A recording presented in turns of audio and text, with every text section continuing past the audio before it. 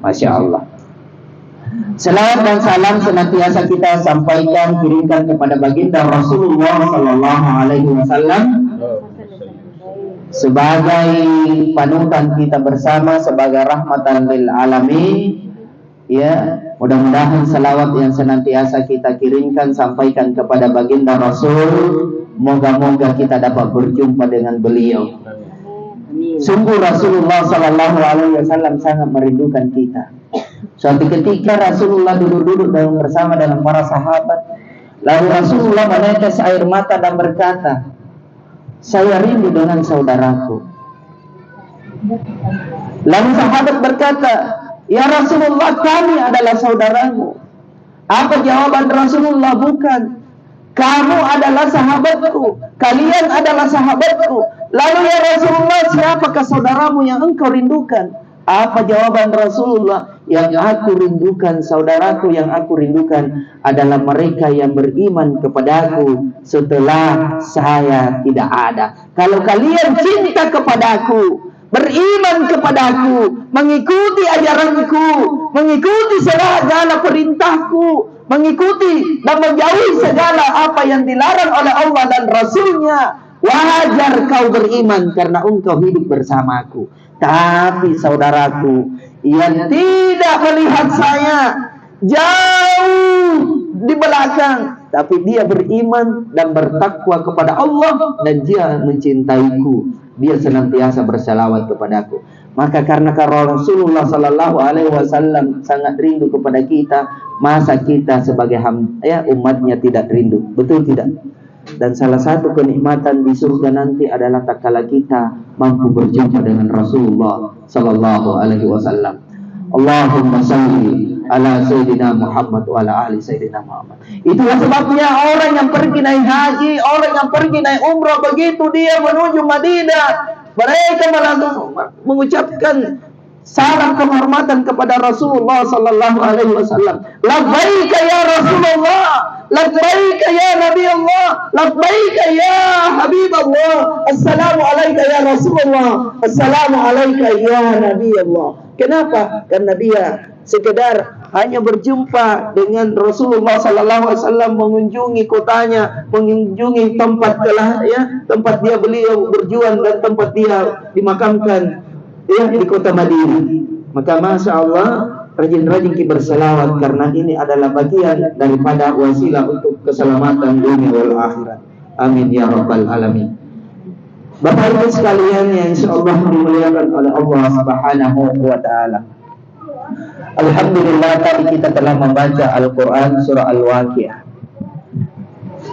Setiap perintah dan ibadah yang diperintahkan oleh Allah Subhanahu wa taala, ibu-ibu sekalian, itu tujuannya adalah untuk mendekatkan diri kita kepada Allah. Semua ibadah yang kita lakukan tujuannya adalah untuk mendekatkan hati kita kepada Allah. Mengaji tujuannya adalah untuk mendekatkan diri kita kepada Allah.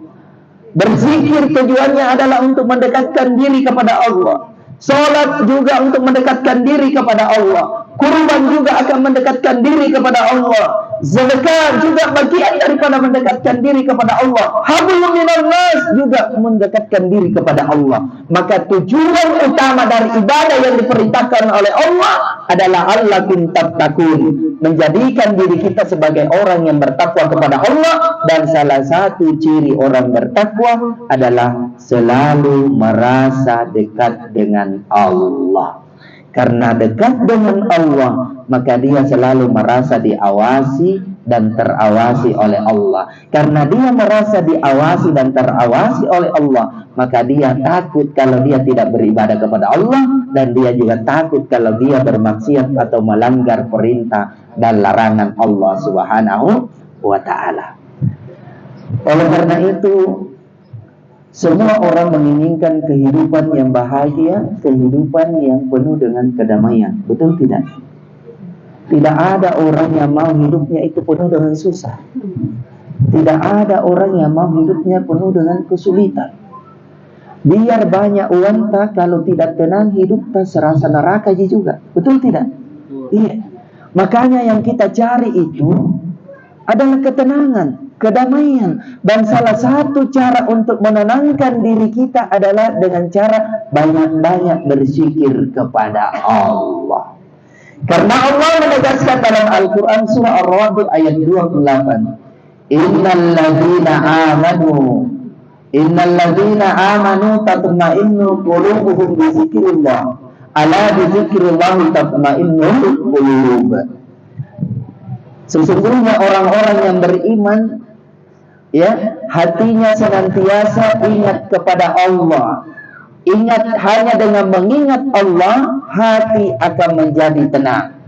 Nah, sekarang apa kaitannya antara ibadah yang kita lakukan terhadap, ya, kedamaian hati dan kesehatan?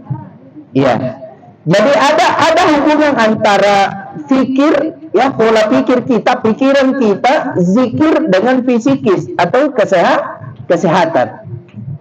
Agama kita mengajarkan bahwa kalau kita mau hidup tenang, maka kita harus memiliki pikiran yang positif. Dalam artian kita diperintahkan untuk husnuzon, betul tidak? Nah, kita diperintahkan agama kita agar kita berpikiran positif atau berprasangka baik. Kita dilarang untuk bersangka, apalagi bersangka kepada Allah Subhanahu wa Ta'ala. Maka kalau bagus pikiran kita, ya, selalu jernih pikiran kita, selalu tenang pikiran kita, maka insya Allah berpengaruh dengan kesehatan. Nah, salah satu cara untuk menenangkan pikiran kita adalah dengan cara banyak berzikir kepada Allah. Iya, ibu, kalau mau kita tenang hidup tak, jangan makin sembarang urus, dan jangan sembarang pikir. Urusan tatom maki urus, urusan tatom maki pikir, kan begitu. Panjang umur tak insya Allah. Kenapa bisa panjang umur? Karena kalau jelek pikiran tak, itu berpengaruh terhadap kesehatan kita. Ingat, otak kita itu ada namanya di belakang, namanya otak kecil. Ya, otak kecil. Di bawah otak kecil ada namanya hormon yang memproduksi, namanya hipotalamus. Itu yang memproduksi hormon. Jadi kalau mau ki awet muda, baik-baiki saja pikiran tak. Rata-rata yang baik pikirannya pasti tidak suka marah, betul tidak? Tapi kalau yang jelek pikirannya pasti dia suka marah. Nah, orang yang suka marah pasti mudah kena penyakit. Makanya itu anak-anak biasa bilang, jangan suka marah-marah nenek. Kalau marah-marah nanti cepat gitu. Betul. Karena kalau orang marah-marah, Bu, menurut penelitian, salah satu dokter meneliti, orang yang marah itu ketika satu kali marah, maka puluhan ribu sel-sel di dalam tubuhnya itu mati. Makanya gampang mati, cepat mati. Marah, naik tekanan darah. Begitu naik tekanan darah, datang kolektor, akhirnya stroke, lama-lama stop. Jadi mari kita tenangkan pikiran kita. Dan salah satu cara untuk menenangkan pikiran kita adalah dengan cara banyak berzikir kepada Allah. Dan ingat, seluruh ibadah yang kita lakukan sesungguhnya zikir kepada Allah. Ngaji itu zikir.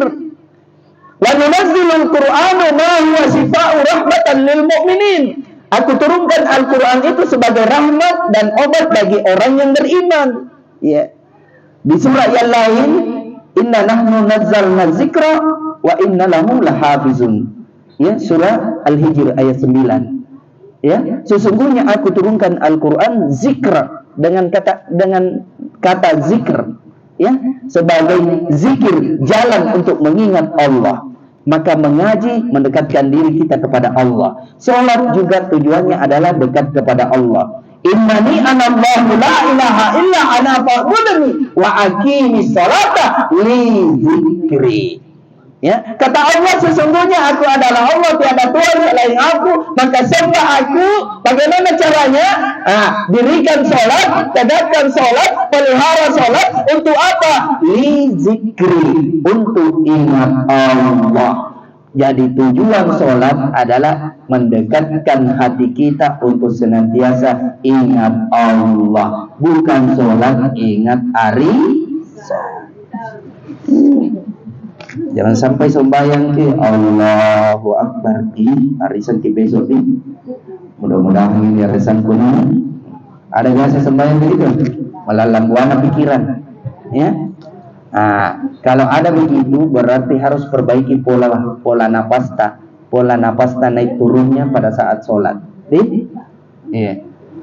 Jadi semua ibadah yang diperintahkan oleh Allah tujuannya adalah zikrullah, mendekatkan diri kepada Allah. Kemudian, apa tujuan zikir? Ternyata salah satu tujuan zikir itu, Bu, adalah mendekatkan diri kita kepada husnul khatimah. Ingat, salah satu kebahagiaan orang yang beriman adalah ketika penghujung hidupnya mampu dia tutup dengan jalan zikrullah, dengan cara dia berzikir kepada Allah. Apakah itu mengucapkan kalimat la ilaha illallah, atau dia ingat Allah dengan kalimat Allah, atau dia cukup dengan pikirannya dia senantiasa berprasangka baik kepada Allah. Maka untuk mendekatkan kepada husnul khatimah pada saat kita dipanggil pulang oleh Allah, maka jalannya adalah dengan cara melatih lisan kita, melatih mata kita, melatih tangan kita, melatih hati kita untuk senantiasa zikrullah, berzikir kepada Allah. Makanya kalau sudah sembahyang, ya, duduk-duduk sikir-sikir jangan habis assalamualaikum langsung berdiri, ya.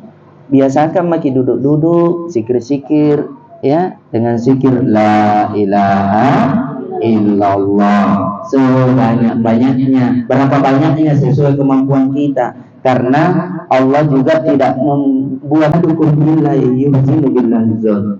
Jangan kau mati kecuali dalam keadaan ingat, atau dalam keadaan berprasangka baik, atau dalam keadaan rasa dengan Allah, atau dalam keadaan ingat Allah, atau dalam keadaan berzikir.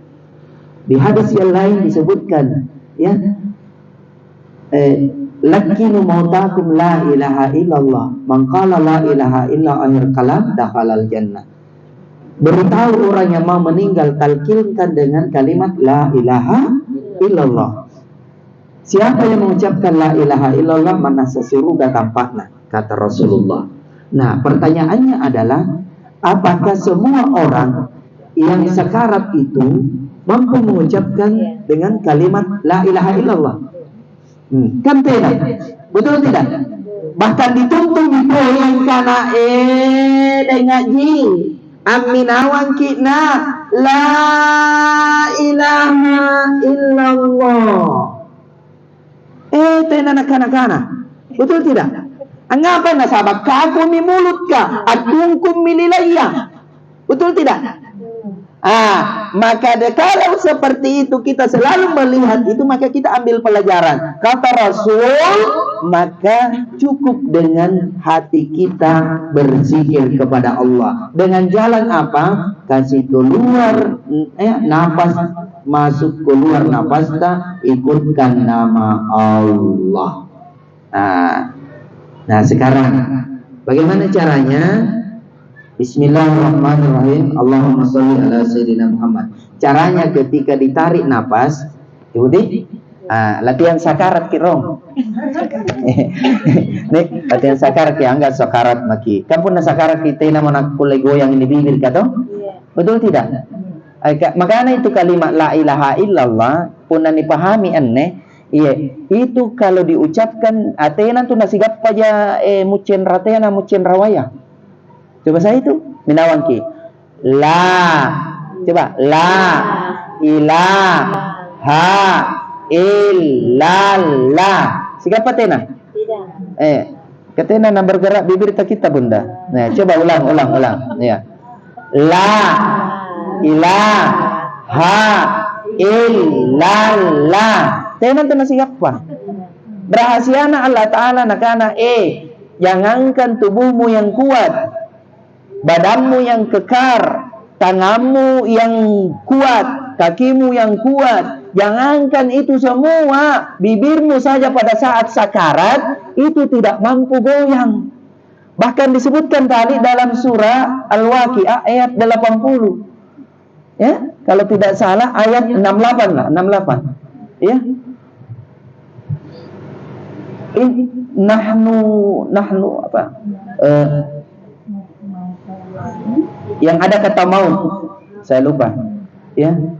Tsumma innakum ayyuhad dallunal mukazzibun. Ya. Lakinuna min syajarin min zaqqum famali'una minhal butun fasharibuna syurbal him hadza nuzuluhum yawmaddin nahnu apa?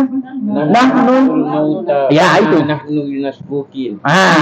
Itu dan pada hari ketika nyawamu sudah di kerongkongan, sungguh aku memperlihatkan diriku. Allah itu datang, lihat, tapi kita tidak mampu lihat. Nah pertanyaannya, kenapa kita tidak mampu lihat atau kenapa kita tidak mampu ingat? Karena kita tidak mengenal Allah dan tidak membiasakan ingat Allah. Ya. Ketika nyawa sudah di kerongkongan,